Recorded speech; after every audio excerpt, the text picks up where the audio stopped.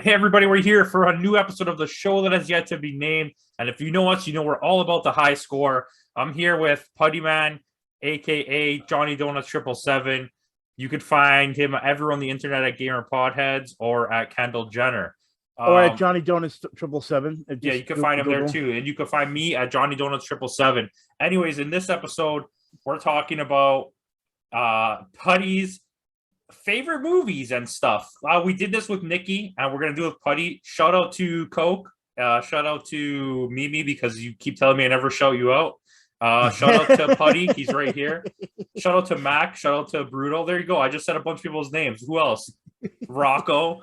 All right. If I forgot you, I don't like you. Fat Cat. I think Fat Cat goes. Yeah, Fat Cat. There you go. Yep, I like Fat Cat already got a shout out from Johnny Donuts. Actually, yeah, Bryson. you're not. Maybe Bryson. I know. I said Bryson over. He might be watching. I'm not sure. Yeah, well, if you're here, then shout out to you. How about that? Exactly. Shout out to you. And no shout out to Nikki. Never. But never. Anyway, so this is a completely non-planned or scripted. Yes. Wait, like I did with Nikki. Scripted? I'm gonna say things to you, and you're gonna answer them. Okay. Without putting my kids through college amount of time of explaining it. All right. Even though I tend to do that, but yes. Okay. So that's called. See, remember I told you in the last episode you could pull a putty without pulling a putty. Exactly. So. Anyways, at least you're not capsing things, but yeah, right. So I'm gonna go ahead and caps my name. It's gonna be Puttyman, aka P. Papa Parkinson's. I can't even say it. Yeah, it's like a tongue twister. That's why I invented it because it's hard to say. So I'm gonna say a thing now, and you're gonna tell me a thing. Okay. Oh. What? Huh? Oh, no vowels. Yeah. That's two vowels. Oh. That's enough. Stop. Okay, so in the world of comedy movies, like obviously I don't want you to tell me top fives or anything because that's going to ruin all of my future lists. Okay. But in general terms of just comedy movies, what's the number one movie, and no Kevin Smith allowed, what's the number one comedy that comes to your head? UHF. Okay. No Weird Al. What's the number one comedy that comes to your head? That again, that you broke down UH. Okay, so you took Up in Smoke. There's a Half Baked. I mean, there's a lot of good. We're definitely gonna read ones. Give me a couple. You can go. Don't have to be quick about it. Give me some stories. Step Brothers. Mystery Men. Oh, that's a good choice. Yeah, I actually have that's one. I actually got the Blu-ray of Mystery Men when it first came out. I had gotten the DVD. I never got the Blu-ray, and then again, that was one of the things I actually got. I had the VHS. I never had the VHS. Actually, I don't know why. I actually saw it in theaters. I did too, and that was one of those movies. And well, I'll be honest with you. The reason I went to see it was because I there for the longest time had a thing for Janine Garofalo. So, like when I heard she was going to be in it as a superhero, I was like, okay, I got to see this. So. This is before she kind of went a different route as far as her. Because I mean, I never thought she was a lesbian until later down the road when I found out. So she never really like in any way hinted at it. So I guess that's a fair assumption. Yeah. So I kind of it wasn't like it was like like going through everything that she did, but I liked her and everything. But yeah, again, like I said, when it comes to movies, I know when we talked about it before and prior, I'm very, very out there when it comes to it. Like I'll like movies that some people don't like, and then I'll like not like a movie that other people's like. And I've seen people like angry video game nerds actually have like conversation about this, where they'll name movies that are very big, that then he'll officially say I don't really like it. You know what I mean? And I think we all have that anyway, so it's not uncommon for us to have. Did you ever watch his movie? Dude, I literally have that digital too. Okay, we're gonna do this right now. All right. Okay, well, hold on, wait. Before you go full digital, let's talk about a few things. All right. We'll wait on that. That movie's really bad. It is. Oh, I agree. I bought it digitally because I thought it was. You wanted to watch it. Yeah, I wanted to watch it, and I actually watched it with some people, online.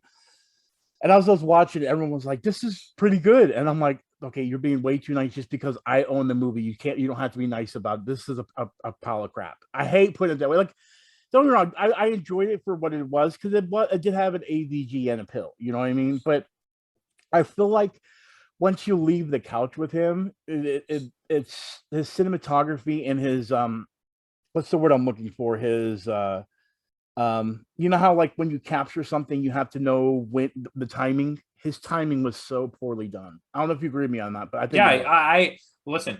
I think that I like watching AVGN. Mhm.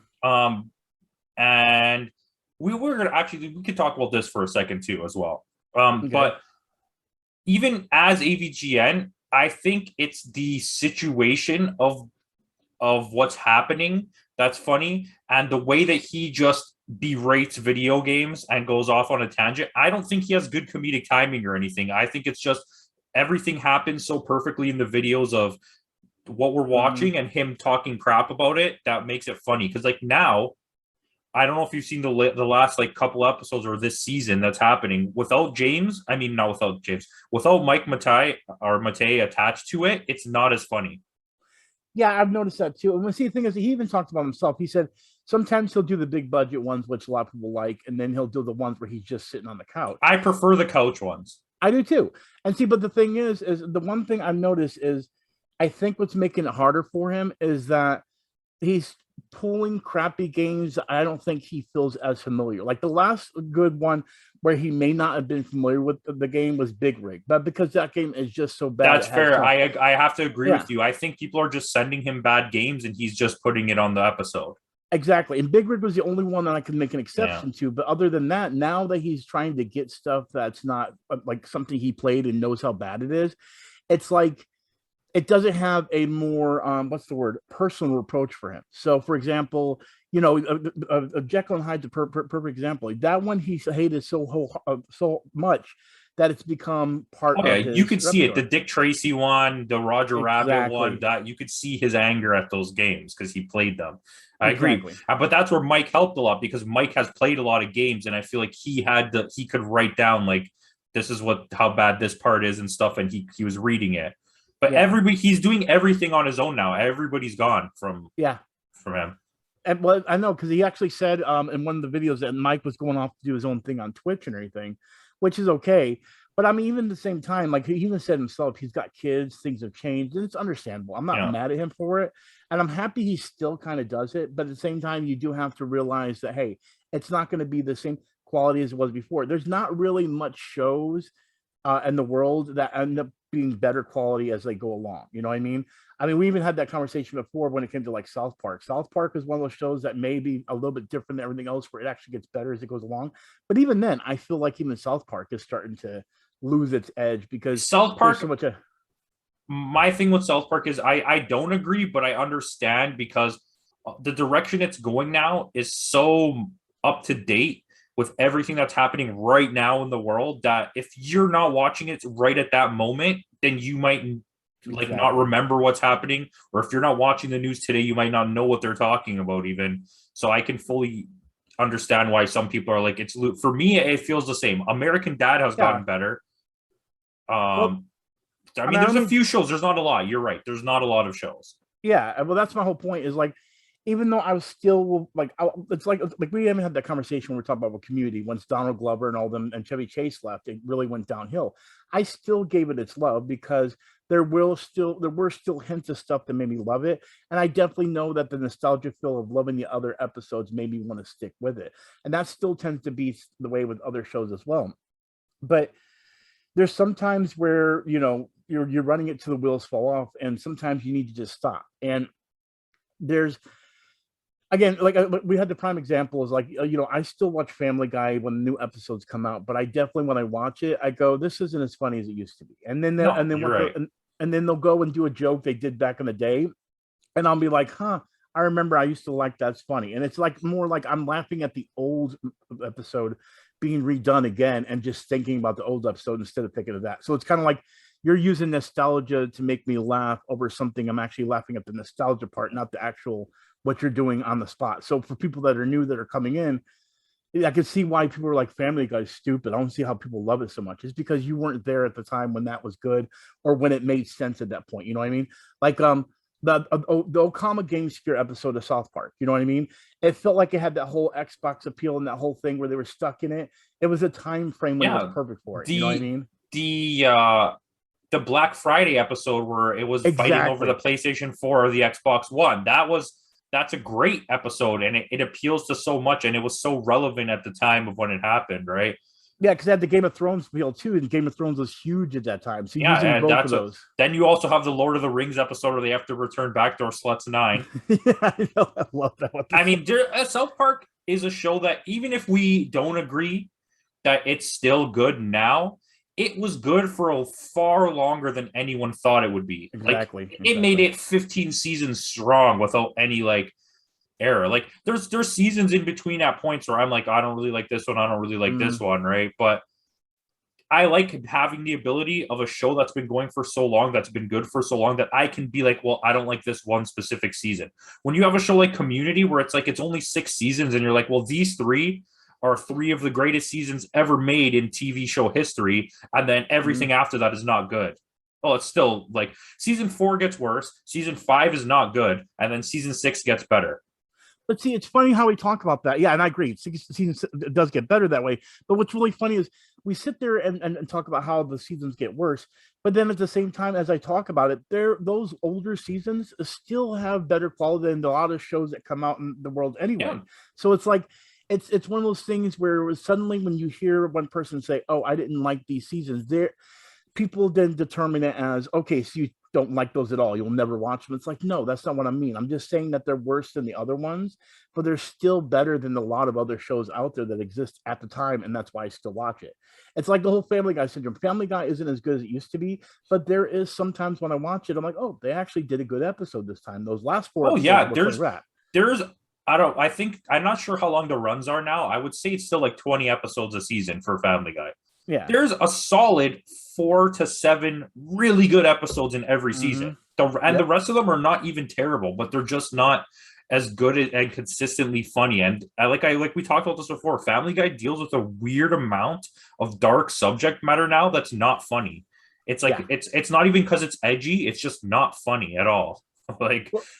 Well, I think what it is that's another thing I feel like South Park does very well is they understand the audience, and I feel like they go more in because the thing is, what makes Family Guy is one of those things that's just satirical, and then does like it wants to go and okay, blah blah blah this, and they show another scene. What I love about South Park is it's always teaching the kids a lesson, and it's basically what makes it so great is it deals with reality. But then the kids are the ones that are literally wide open to like, okay, we know what's going on here, and you guys are idiots, and we're going to point this out to you. You know what I mean?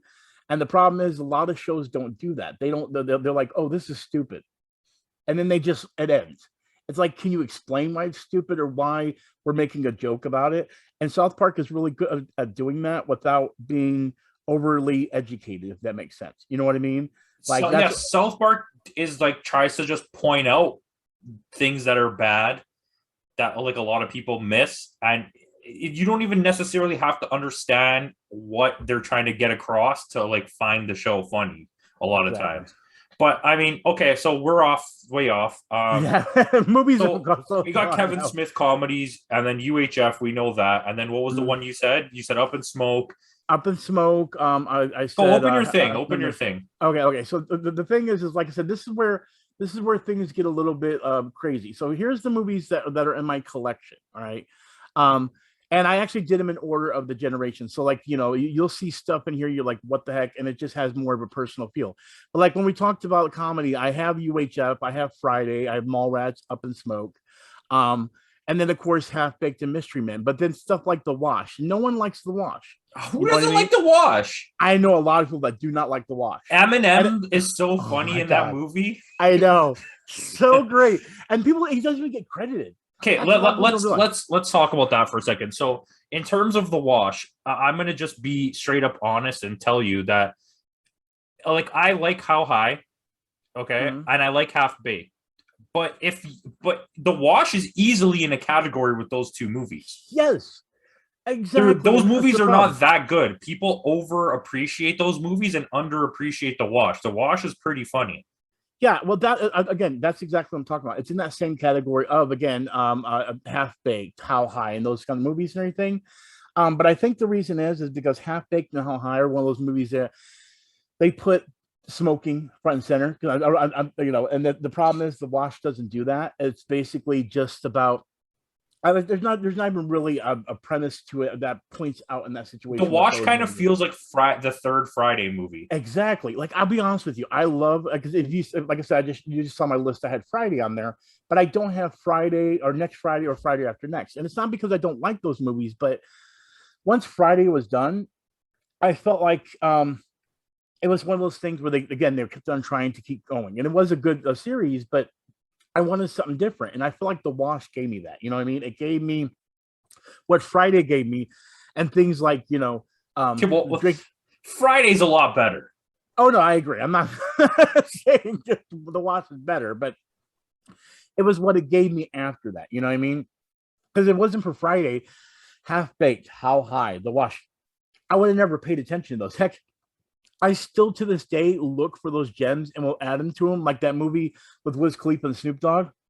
Horrible movie and horrible animation in the beginning. What's that called?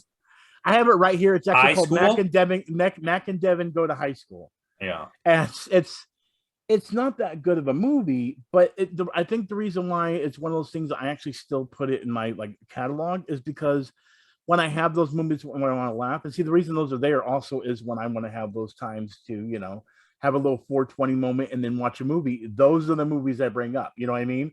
So like for example, if I watch Friday too much, I'm like, okay, I'll go watch one of these. You know what I mean? And it's so it fits that balance where if I'm getting sick of one, there's a movie that like for some reason I think you'll love. I honestly don't remember the name. I'll look it up after, but it has Simon Rex, Dirt Nasty, and it has Andy Milonakis and like a couple of rappers, and it's about weed, like killer weed. Like he's a weed dealer for weed maps, and he has like the weed ends up being like deadly or something. I don't know. It's like a Halloween movie, like a cheesy Halloween movie. I think I've seen, no, I'm gonna look it up. Okay, well, there is a movie with Andy Milonakis where he's actually in a wheelchair, and he's such a badass pimp, but I can't remember the name of the movie, and I don't know if that's it or not. Hold on, I can't believe you're looking these up. I gotta figure it out, but it's a movie with and okay, no, it's called Halloween. Halloween. Okay, see, I need to look that up. I've never actually watched that.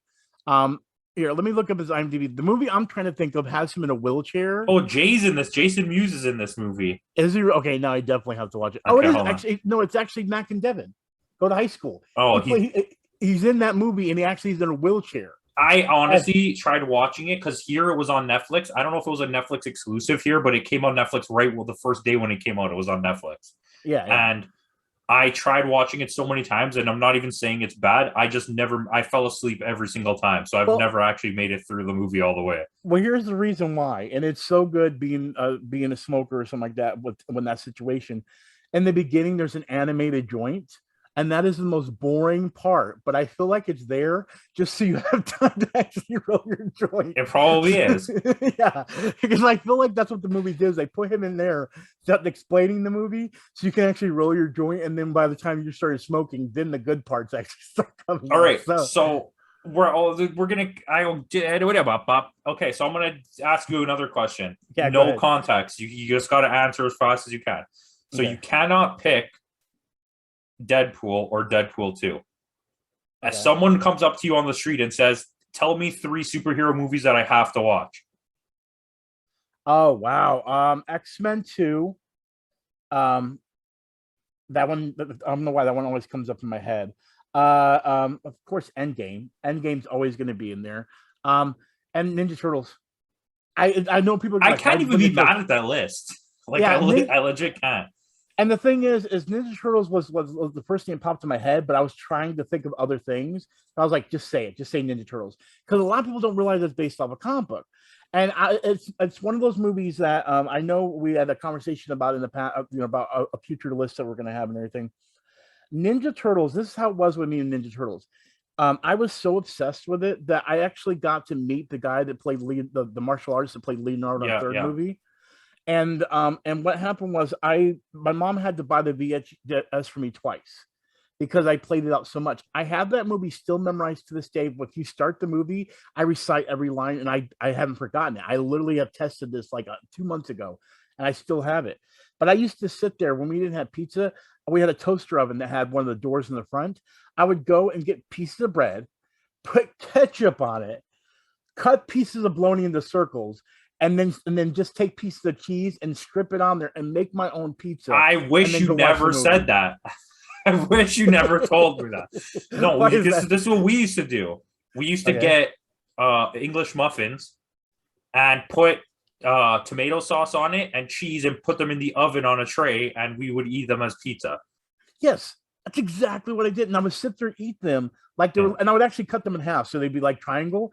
And I would sit there and eat them as I'm watching the movie. And this is the worst unhealthiest eating habit ever. But I would sit there and watch this movie back to back. To this day, my own mother will not watch that movie because she's so sick of it. Like if she sees it pops on TV, she's like, no. If I'm in the room, I'm like, hey, let's watch it. She's like, no. She's like, I will turn off the TV. We don't get to watch nothing. That's it. Yeah, I'd rather not even bring it up because I don't want to watch nothing. Exactly. So it became that obsessive for me. You know what I mean? But and I saw the second movie, and I was also a big Vanilla Ice fan, but that's a whole other story because I had a stepfather that was like against rap music, but he was okay with Vanilla Ice. You can kind of see where I'm going. Doesn't even count as a rapper. I know, but that was the only. It was literally the first explicit. No, actually, I didn't get the explicit version of that, but it was the only rap album I actually first got. The first explicit album I got was actually Dr. Dre's The Chronic, and my mom had to sneak it to me because if my dad found out I had it, he would have took it away from me and thrown it away. I don't know. The first album I ever had that had swearing on it was probably like No Doubt, Tragic Kingdom, and it probably said shit in like a song.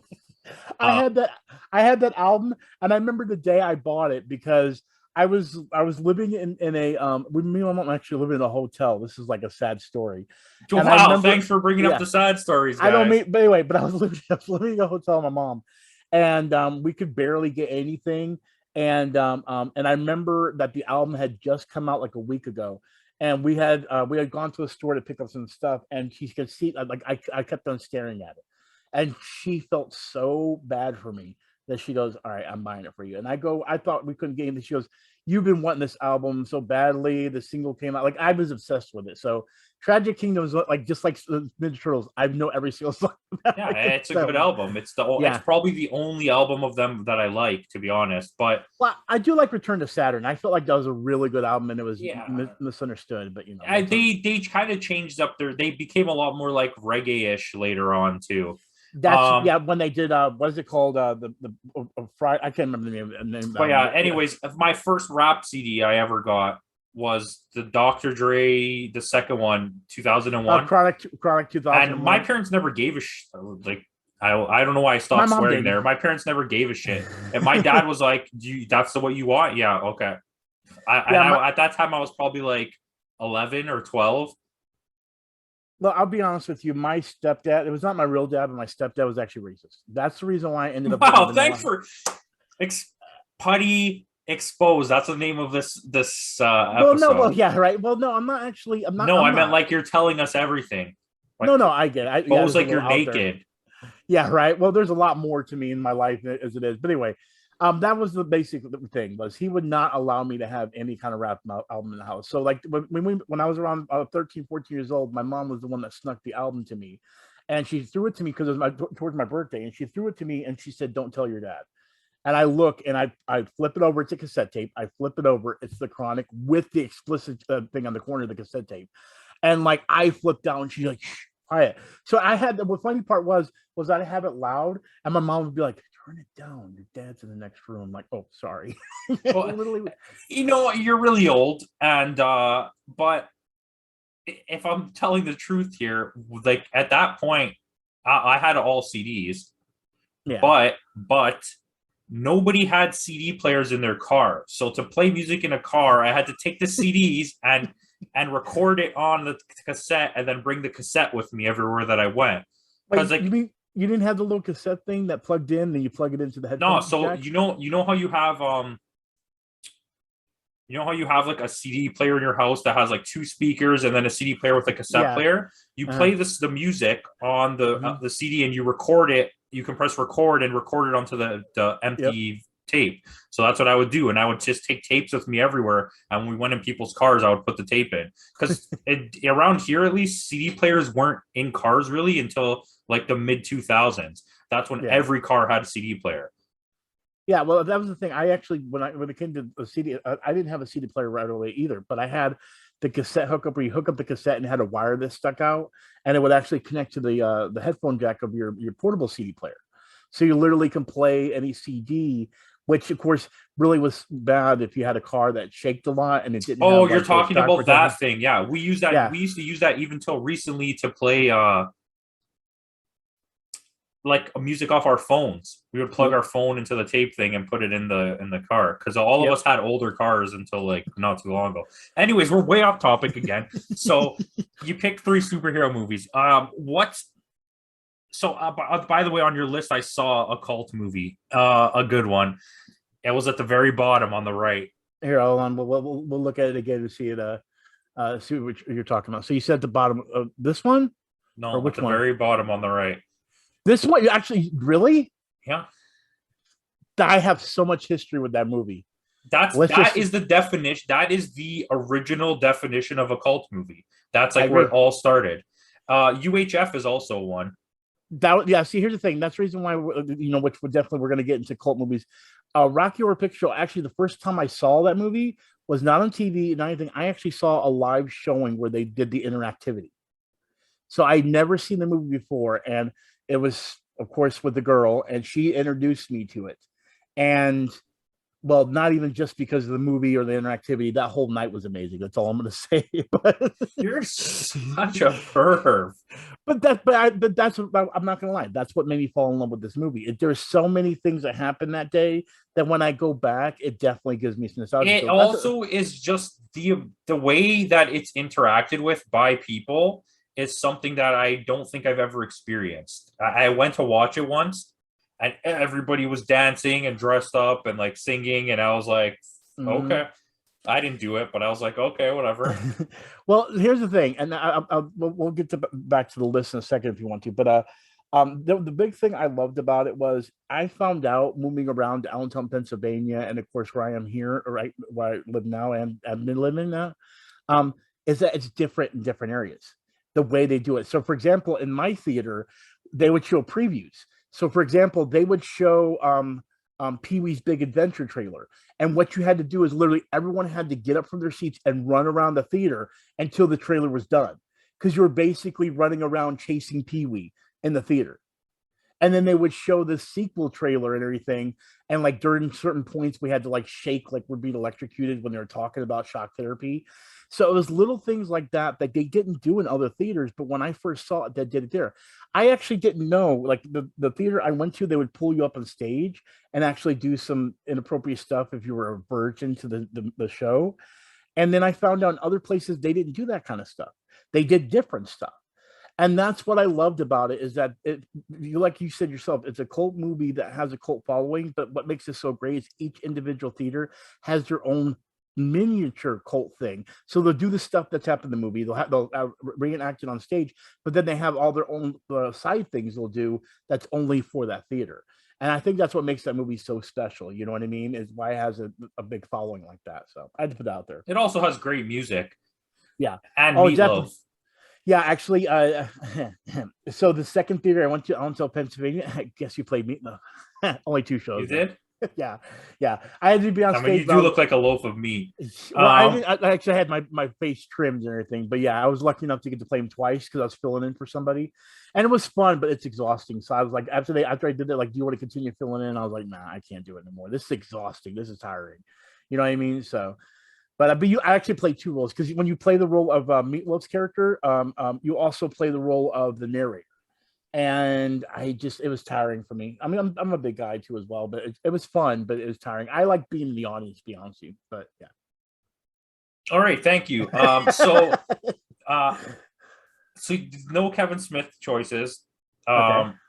What if someone came to you again on the street? This is a different person. Yeah, I mean, a Right. lot of people are just walking up to you. Yeah, it's Um, really weird. I'm popular. It's pretty cool. I want to watch a drama movie. What are you going to tell me to watch? Oh, Forrest Gump. I don't know Forrest, why I that's a always feel, comedy. but did you really consider that a comedy? It's Yeah, I really would. dramatic too. I mean, only other one I would that would pop in my head is Shawshank Redemption. Okay, Uh, that's a good one. yeah. The thing I is, think it's the when it same comes, year. yeah, it is, and I think that was the year that I actually liked those because here's the thing: when it comes to drama, I'm very, very selective, and I tend to be drawn to drama based on like what other people might tell me to watch, or that becomes really, really popular. For me to pick a drama, it's very, very difficult because I'm always looking for comedy. I will say one that I actually just saw pop because I'm sitting here looking through my list of movies and I'm like, what would be drama? But I did see one, but I think it's just because of my music following and what I like. But the one I actually saw, and you tell me if you feel like this is more of a drama movie, but it's definitely right here, straight out of Compton. Well, yeah, it is a drama. I would say that would be the newest drama that I liked. But as you see, even with my list, I don't really have any drama movies. You know what I mean? Unless you want to consider Logan a drama, which in I some ways mean, it kind of is. Split is kind of a drama. I guess I consider that kind of like Get Out, where it's like more Get of a Out is kind supernatural of a thriller. drama. Yeah, The Disaster Artist is kind of a drama. the Disaster Artist is hilarious. What are you talking about? Won't You Be My Neighbor is a drama. Yeah. Actually, right here, A Beautiful Day in the Neighborhood would, but that was more the reason I Okay, also like so that. keep this open. Method Madness to the Method. Madness in the Method. Yeah, that's a What drama. Yeah. I mean, no, that's a comedy. Yeah. What did you think about that movie? It's actually I'm gonna be very honest with you, I haven't finished it yet. I own it and I have not finished it yet. And I think it's because You're not a fan. it's probably well no, it's not because I'm not a fan. It's just I the one time when I first bought it, I watched it and then I fell asleep. So I never got to finish it. And actually, as we were doing this list today, I realized I was like, I need to go back and watch that. It was the point. Okay, so I'm not gonna say it's a great movie. It has some really good moments. Surprisingly, it has some decent comedy. I couldn't believe how well he directed the movie. Like Yeah. my immediate thought of it, like critically, was I'd like to see what else he can do because he kind of has a good idea of I guess from being with Kevin all the time. He has a Yeah. good idea of how to direct a movie. The writing was a little bit off, but this movie was the point when I realized that Gina Carano sucks ass. Like, and I don't care about what she does politically, but in this movie, she's so bad, like so utterly terrible that I couldn't believe it. I'm like, I don't remember her being this bad of an actor. But And the thing is, I think it's because we got overshadowed by The Mandalorian being a good show, and it's not because of her that The yeah, Mandalorian I is a good agree show. because I noticed it No. in the second season of The Mandalorian that she was being. After watching this and then watching season two, I was like, okay, I see it now. She's not good. Well, see, here's a prime example. Like, remember, the only time I actually say she would be good was in Deadpool, and that's because she never talked. Yeah, You know what I and mean? she She was was a playing a muscle. big like brute, Yeah, and that's exactly. what her job was, to beat people up in real life. So, I mean, Now, I want to bring this up as we're going to list. I want to bring up one movie that a lot of people never even heard of, and it gets so overshadowed, but I feel like it's such a great if you're movie. gonna say Sisters, No, okay, because that's a good movie. I do like Sisters, and that's one of them. But actually, it's Pop Star, Never Stop, Never Stopping. I saw it the first day. What did you, I did too. I saw it in theaters. I really liked it the first day. I found all of this music to be really funny and that. And as I've watched it more and more, it lost its humor to me because once you already know the songs, it doesn't hold up as much. Yeah, but that's what I'm saying. I feel like it's still one of those movies you have to see at least one time. You know what Yeah, I I mean? That's why I agree. think. And Yeah, it was really funny the first time I watched it. But like I said, it's like listening to an album too many times, right? The songs are what's mm-hmm. funny about it. And once you know all the songs, you're kind of like, but yeah, And by the I you prefer mentioned the. Sisters. Can we say that John Cena's probably best role he's ever done was in Okay, Sisters? Bobby Monahan is the best part of that whole movie when he I gets agree. I high. agree. I'm Tony Montana. Look, this is my say hello to my little friend. But yeah. Again, this is the because I'll admit I ended up I saw this movie in theaters. Well, no, actually, no, I didn't see it in theaters. Well, the reason I didn't see it in theaters because it came out around Star Wars. Like literally, it came out around Force Awakens, which was the worst time to put your movie out. But I saw it because of Tina Fey because I like Tina Fey and Amy Poehler anyway. But I saw it because of that. And see, and that it was a very enjoyable movie. That's the reason why I ended up actually buying it. But um, it's one of those things that I feel like it's a guilty pleasure. Like a lot of people would like be like, why would you watch that? But it's like you have to watch it and understand. And I feel like it's more for people that are older too, because I feel like a younger crowd would not get it or even really care about it, if that makes sense. You know what I mean? So I don't know. Um, but as we go through, like I've got a question. I'll ask you a question, and if you want to ask, because I know I'm the one being asked questions, but like movies like The Interview, Birdman, and even like A Million Ways to Die in Birdman the is a West. drama. Yeah, that's a good one actually. But my point to the thing is, like those three movies right there, they're definitely all three different tour comedies. But I feel like there's, but between the three of them, we know what's the good one, we know it's a bad one. But like for example, I've heard a lot of people say they didn't like Birdman. Like my own mom does not like Birdman, but I love it. You know what I Okay, mean? so you want my opinion on these three movies? Yeah. Like I what would you think The say for that? Interview is one of them. Like, I wouldn't say it's in my all-time funniest movies list, but it Mhm. would definitely be on maybe a list of all-time most underrated or underappreciated comedies because it's so funny, and I just don't get why people didn't find it funny. Right. Birdman is visually amazing. A lot of the dialogue in it is great, and it's Mhm. the point in history where everyone realized that Emma Stone is going to be the next big thing Yep.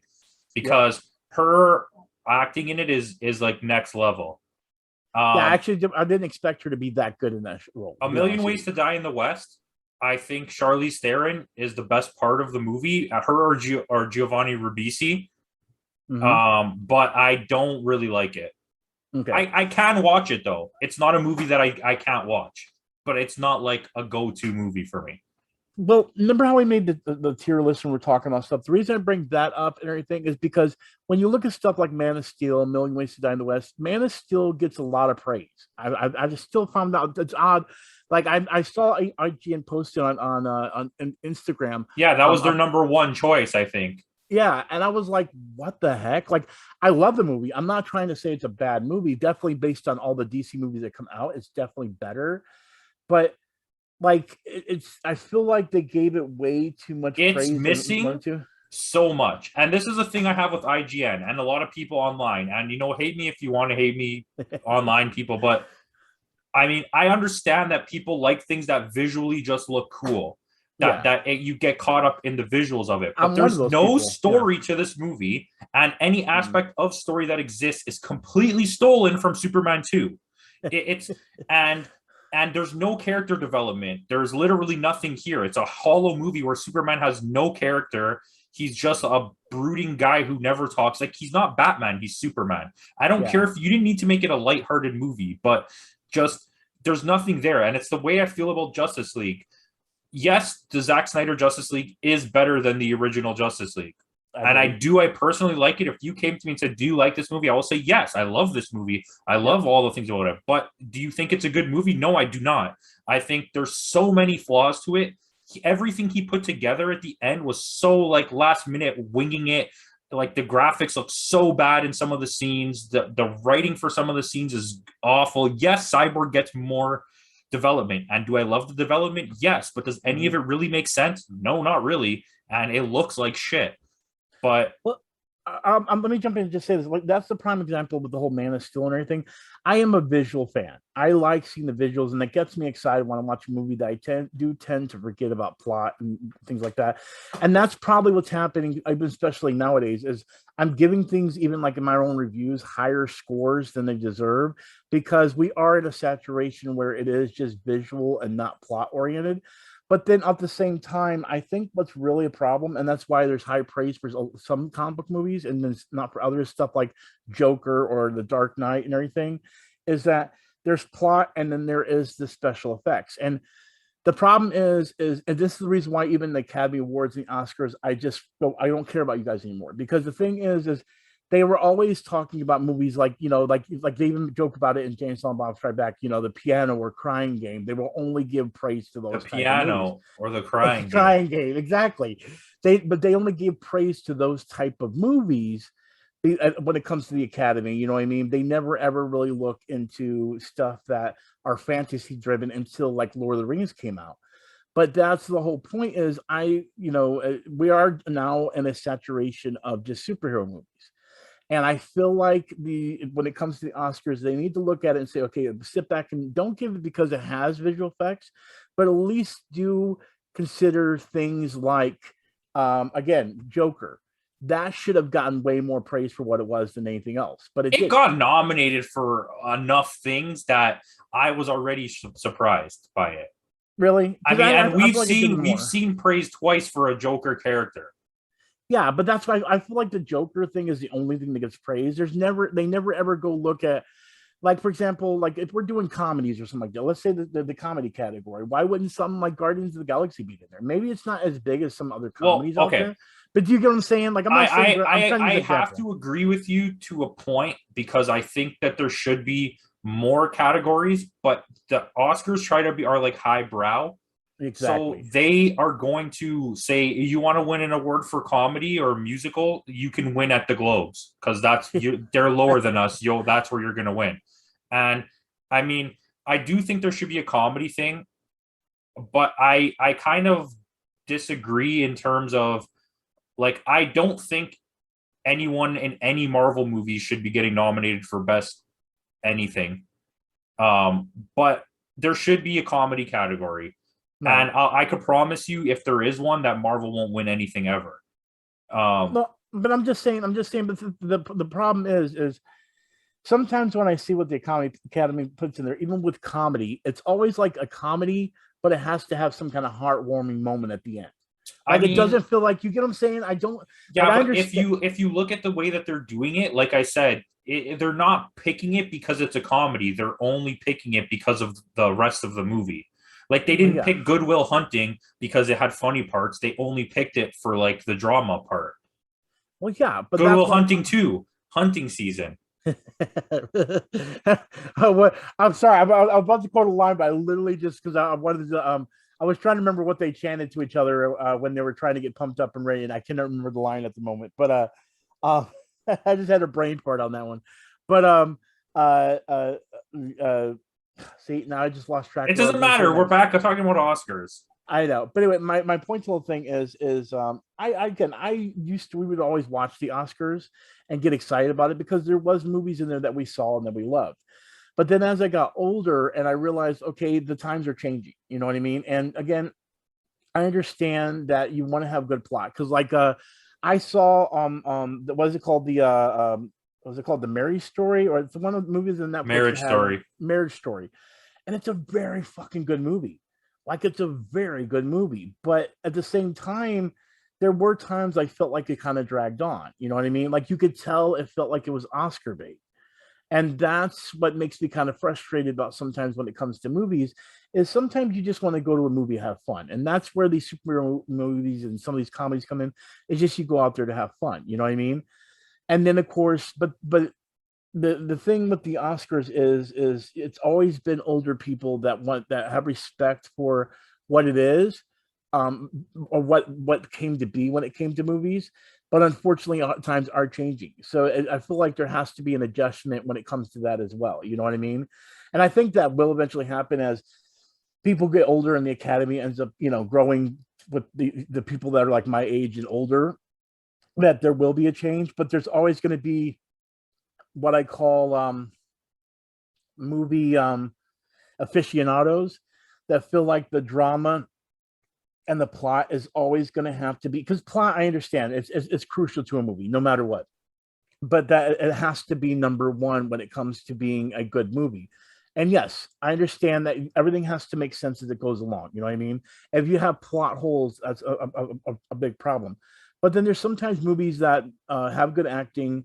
I can't think of anything right now, but still, movies that have good acting have don't have plot holes or anything like that. But because there might be something a little too far fetched, the Academy won't recognize it because it's not down to earth real.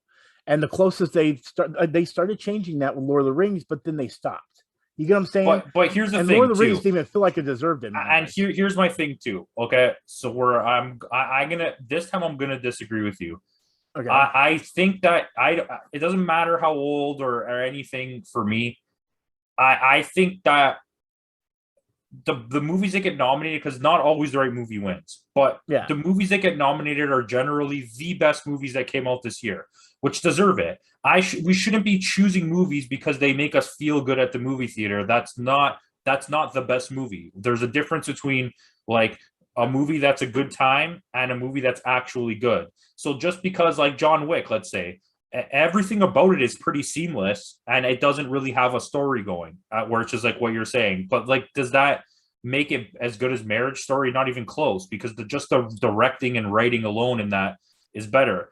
And Lord of the Rings, I don't like the third Lord of the Rings movie, and I think the second one should have won the Oscar, not the third one. The second one to me is easily the best movie, and I prefer the first one as well over the third one. The third one is so much going on. It's just too much. Like they tried to cram so much into a movie, and then you have that 15 endings at the end where it just kept ending and going and then ending and going. But let me ask you this: when you compare something like that has a lot of special effects, but as far as a story-driven acting, you're telling me that movie's still better than the Joker? I'm gonna say yes, because really, the Joker doesn't. This is my issue with the Joker. This was it from day one, and I gave the Joker a pretty high score, and I was at a much higher score. And I watched it a second time and a third time, and my score dropped because I realized there's no actual story.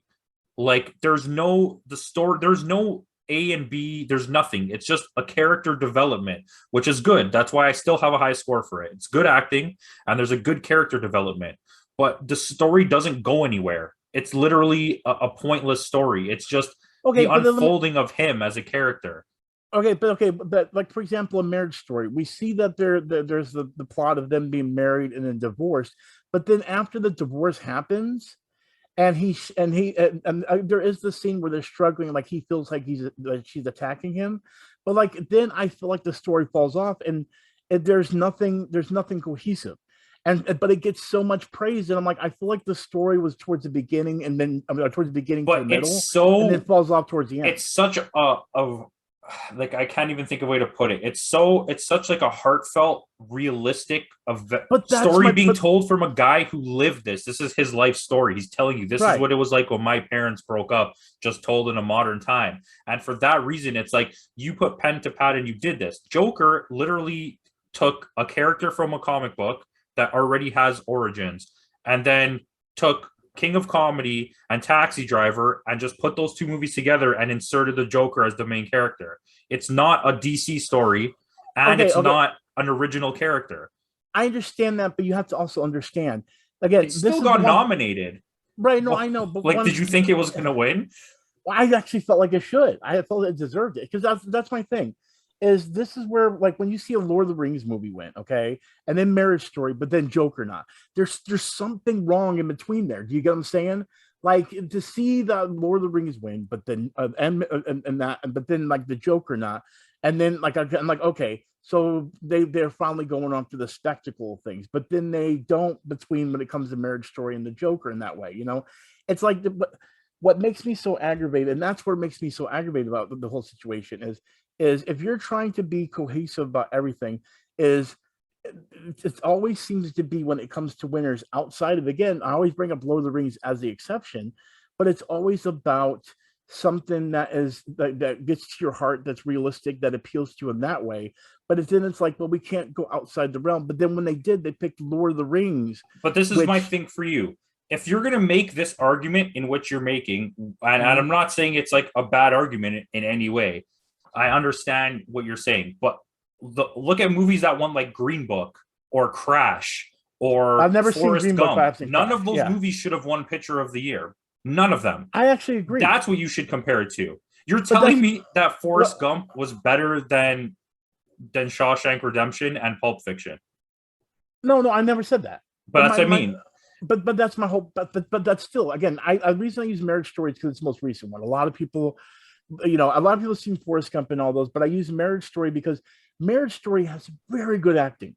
That when Adam Driver is like going into tears because of what she's doing to him, I felt that. I thought he is the one who screwed up his own relationship.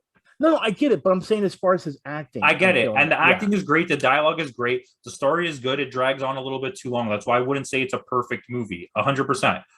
But that's just forget about Marriage movie. Story, because Marriage Story didn't win Picture of the Year. Oh, Okay. yeah. So as a person who watches like most of the movies in a year, this is my argument to you. Joker was not better than The Irishman. Joker was not better than Parasite. Joker was not better than 1917. Now, Joker was Parasite, not better than Uncut Gems. Joker was not better than Little Women or Lighthouse or Honey Boy or Ford versus Ferrari. So forget about Marriage Story. Okay, all right. I saw Parasite. I saw Marriage Story. I saw there's one the Irishman. And see, the thing is, for example, every time I talk about Irishman and I say I don't feel I enjoyed it as much as everyone else did. Like, I felt like Uncut Gems was definitely better than it, but people feel that movie's better than Uncut Gems. You know what I mean? It depends on what you look at.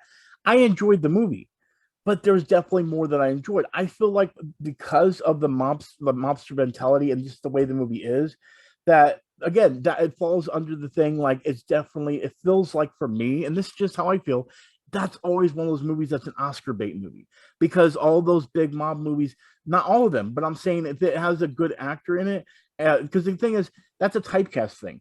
When you think of mob movies, you think of Robert De Niro, Al Pacino, Joe Pesci. You know what I mean? You put them in those movies and it's going to turn out great. Adam Sandler should have won the fucking award for Best Actor in Uncut Gems. Because without an example, that is an actor doing a comedy, doing something that he's not typecast to do. That's what makes me so mad. You know what I'm saying? I'm going to say for you, because I do agree that he should have at least got nominated and he should have had a shot at winning, but he wasn't the best actor. Still, but I still agree with you. What I don't like is that Al Pacino and Joe Pesci didn't win for supporting actor. They were both so good in The Irishman. Al Pacino, this is what I want you to think of for a second. I understand Adam Sandler is getting out of his box to do this, but he's done it before. He's done it like 6 or 7 times now. Right. Al Pacino has faded away in terms of, if you've seen any movies he's made in the last 20 to 25 years, they have not been good. And he came back with like a full vengeance. This was Martin Scorsese giving him a chance to show, like, to end his legacy at the top of their game, all of them. And the movie is so well put together. And but listen, Joker was good, but it wasn't better than any of those movies. So it wasn't going to win.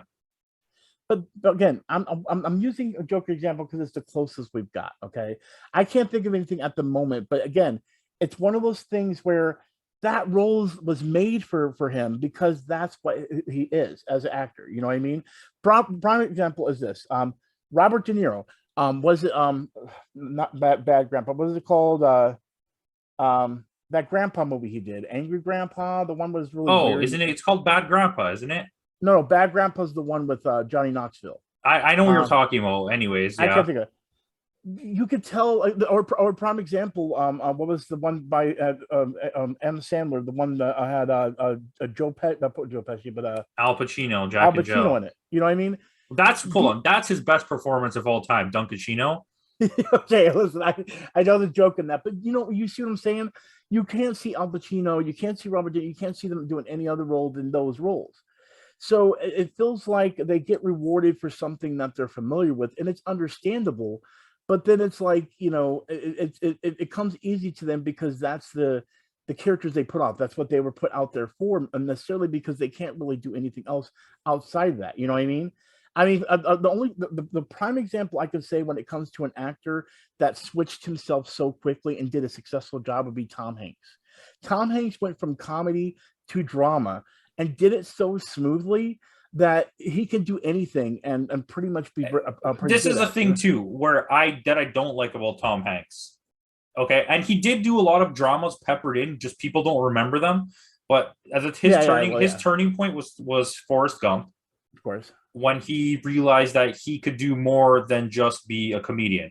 But nowadays he only does dramatic roles, and every role he takes is in the essence of the word Oscar bait that you said. Yeah, So yeah, I agree. No, I'm not. he only takes Oscar bait movies, which at some point is kind. It's kind of like, come on, like not these movies are not even good half the time. They're just pure Oscar bait, which is like anything now that Steven Spielberg makes, like when he made The Post or Bridge of Spies, it's just pure Oscar bait.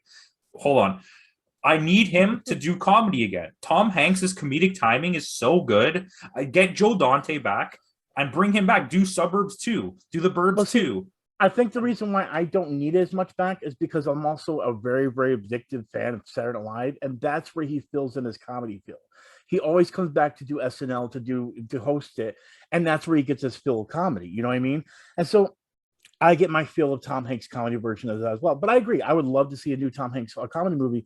Big is one of my most favorite movies. I mean, it's not really as much of the comedy as you would say, like Joe versus the Volcano or but you get what I'm saying. You know what's funny? If you rewatch Joe versus the Volcano, actually, I have a video and I'll send it to you. I can't think of it off the top of my head, but it breaks down Joe versus the Volcano in a way that you can never watch that movie again without it. It's not like a comedy. It's a guy who is dealing with he's already dead, and this is like his like in his head, like I don't know. It's a really crazy theory, but it makes complete sense. And anyways, but I mean, I really like The Burbs. That's probably my favorite. Yeah. Big is good. He has a lot of comedies. Like I can't even think of them off the top of my head. But if you go back, Money Pit is pretty funny. There's a movie. Didn't he do a movie with Eddie Murphy? On that Murphy, I'm thinking of. I'm not thinking of a different movie with Eddie Murphy. I'm thinking Trading Places. Fuck. I'm trying to think. What, yeah, it is. Okay, forget it. Listen, I gotta finish this episode, so I'm gonna end it with one thing. This doesn't have to be best movies. This is just movies that are gonna make you happy. Okay? Any type of movies. You're going to a desert island for the rest of your life. You can only bring 5 movies with you. Wow, crap. Any movies. You can pick Kevin Smith. No, I know. Okay, so how many do I get? 5. 5? Okay, good. Thank God you gave me those extra 2. All right. UHF, Mallrats. UHF, Mallrats, Grandma's Boy. And you know what's funny? I can't believe mine are all comedies. UHF, Mallrats, Grandma's Boy. Actually, Deadpool 2, shockingly, and not Deadpool 1. And then the 5th one, Teenage Mutant Ninja Turtles. All right. Yeah, I know it's weird. It's all comedy. No, action, but why would you want to watch a drama if you're stranded on a desert island for the rest of your life? Like maybe Goodfellas or something, but not like a full, maybe Pulp Fiction. But see, I actually want Kill Bill 1 in there too. What would I take out for Kill Bill 1? Fuck, I love Kill Bill 1. Crap, I would have to take out crap. That's hard. Oh, but I forgot about Hot Rod and Fanboys. All right, guys, thanks for watching. We're gonna leave it right here. You let us know what Putty should take out to put in that movie. You can find him anywhere on the internet at Gamer Potheads. And yeah, peace out.